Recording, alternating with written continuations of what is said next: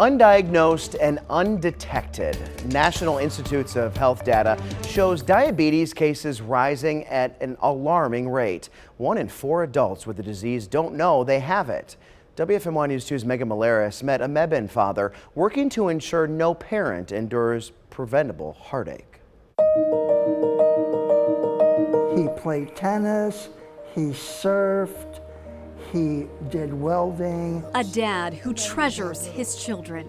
Ted Hart beholds a palpable pride. I would look at him and I go, oh my God, he is really, really intelligent. Simon was just a terrific kid. Hello, my name is Simon Hart. I live on a farm where we have horses, chickens, cats, and a dog. In September 2022, college junior Simon Hart wrapped up a weekend visit home, a thermodynamics test on the horizon. We said goodbye, we hugged each other.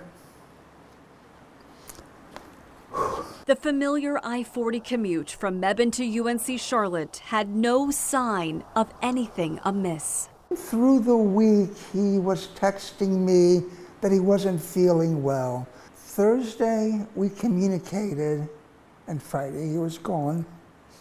The why went unanswered. It was torture. For 7 months until the medical report revealed something stunning. Simon passed away due to DKA. And that's when Susan and I said, DKA, we don't know anything about it. Diabetic ketoacidosis, a life-threatening complication requiring urgent intervention for diabetes, a disease Simon didn't even know he had. You have no family history of diabetes? That's correct. Simon was healthy his whole life. In hindsight, there were subtle warnings, frequent thirst and urination. We explained it off by saying, well, Simon's active. The third thing that should have raised a flag is the hunger. He ate a lot and he didn't gain any weight.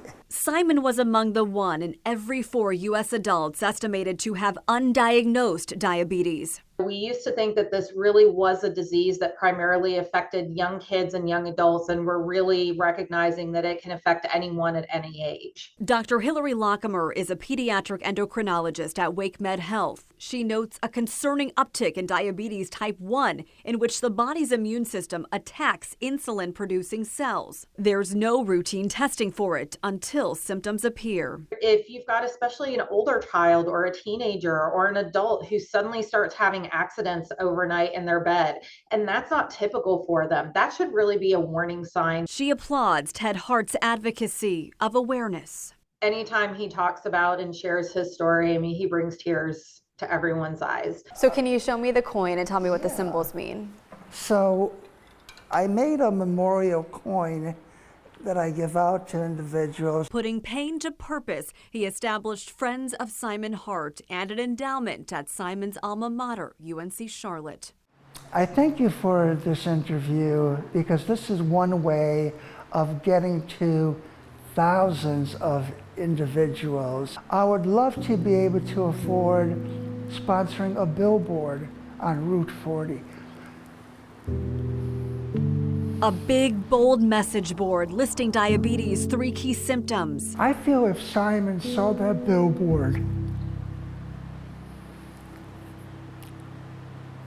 he would have known what to do.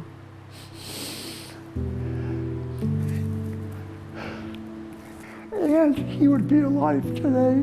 A sign of Simon's legacy and a dad's roadmap fulfilling a future for his son.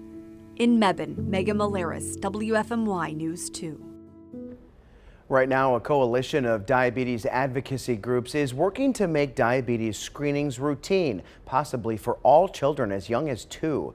You can check out our website to learn more about the Friends for Simon Hart mission.